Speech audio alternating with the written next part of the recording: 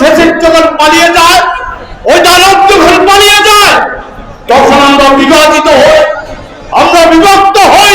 Fascist প্রতিদিন এখানে ছাত্র শ্রমিক জনতাকে হত্যা করেছে, তারপরও এই যাত্রাবাড়ির সাহসী মানুষেরা ওই ফ্যাসিস্টকে উৎখাত করবার জন্য, ওই ফ্যাসিস্টকে পালিয়ে যেতে বাধ্য করবার জন্য প্রতিনিয়ত যে সাহসী ভূমিকা অবতীর্ণ হয়েছিল, সারা বাংলাদেশে এই সংগ্রামকে উজ্জীবিত করার ক্ষেত্রে যাত্রাবাড়ির ভূমিকা অনন্য ছিল বলে আমি মনে করি।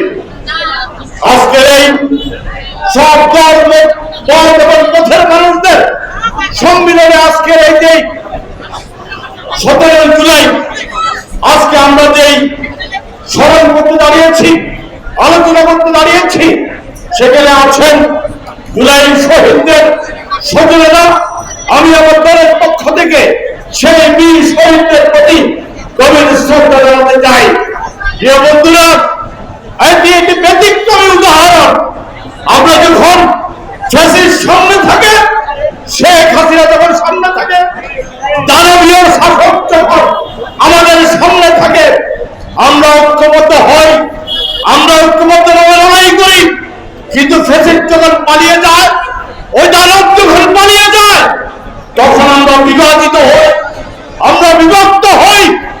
আমরা তখন দল করি, আমরা জাতীয় ঐক্যকে বাদ দিয়ে দলীয় স্বার্থকে সামনে নিয়ে এসে নিজের উঠোন সাজানোর চেষ্টা করি বন্ধুরা। তাই আজকে গোপালগঞ্জে আজকে এই অভ্যুত্থানের নেতৃত্বকারী নেতৃবৃন্দের উপর আজকে হামলা হয়, গুলি করা হয়, তাদেরকে হত্যা করার জন্য পরিকল্পনা করা হয়।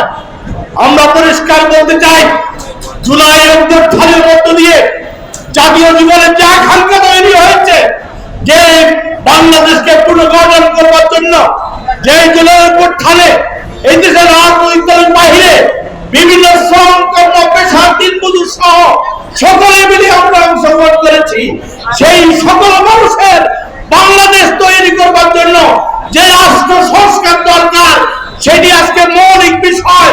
গণহত্যার বিচার আজকে মৌলিক বিষয়, জুলাই সনদ মৌলিক বিষয়।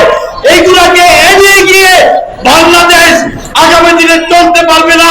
পরিষ্কার বলতে চাই, জুলাই চেতনার সাথে যারা বেইমানি করবে, জুলাই চেতনাকে যারা হারিয়ে যেতে বাধ্য করবে, তাদেরকে প্রতিরোধ করাই আজকের শপথ হোক।